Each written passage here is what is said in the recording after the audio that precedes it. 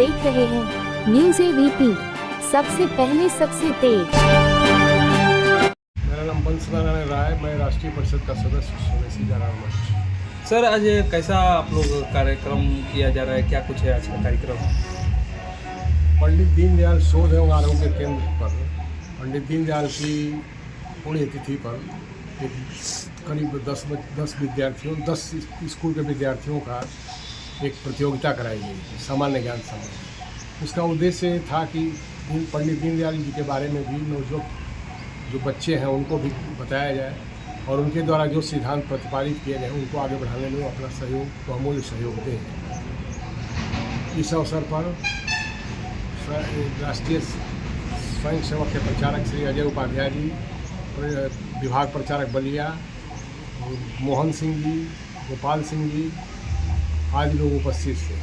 Sir, जिस तरह बात की जाए पंडित दीनदयाल उपाध्याय एक अलग ही अपने पहचान बनाने वाले व्यक्तित्व को रखते हैं, लोग आज भी उनको याद करता है। आखिर क्या उनकी खासियत रही कि जो आज लोग उनको काफ़ी ज़्यादा मानता है?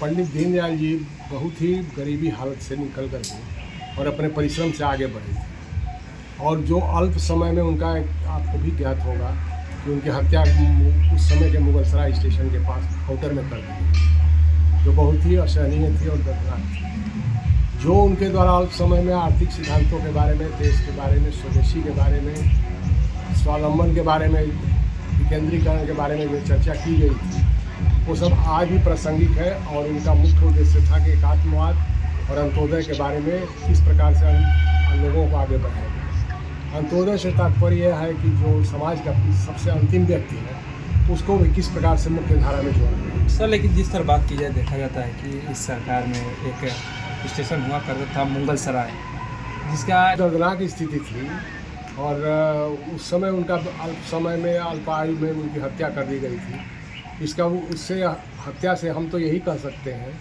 कि उन लोगों को, जो लोग विपक्ष में थे, उनको ये नहीं भा रहा था कि इतने अल्प समय में देश के बारे में इतनी इनको बृहद जानकारी है और अपने लेखों के माध्यम से उन्होंने जनता में बहुत ही अपना अच्छा प्रभाव छोड़ा था, जिसको देखते हुए उनको पच नहीं रहा था, इसलिए उनकी हत्या कराई गई। इस सरकार द्वारा जो इनका स्टेशन का नामकरण किया गया है उसको लेकर क्या कहेंगे?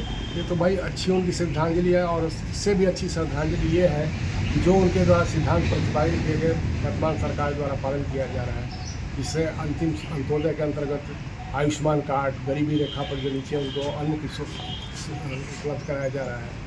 इसी प्रकार से जो प्रधानमंत्री आवास योजना है, तरह तरह की योजनाएं हैं जो उनके लिए उनके सिद्धांतों द्वारा चलाई गई थी और उसको आगे बढ़ाने का काम वर्तमान सरकार कर रही है। ठीक सर, जिस तरह देखा जाता है सवाल ये मानवीय उद्देश्य है। देखिए, इसमें कोई उद्देश्य नहीं है। अपने लिए तो सभी लोग कर ही रहे हैं, कम से कम जो समाज के लिए करे वही एक्चुअल काम आप कर रहे हैं। उसी उद्देश्य को लेते हुए हम भी प्रयास से बाधित हैं। बहुत बहुत धन्यवाद।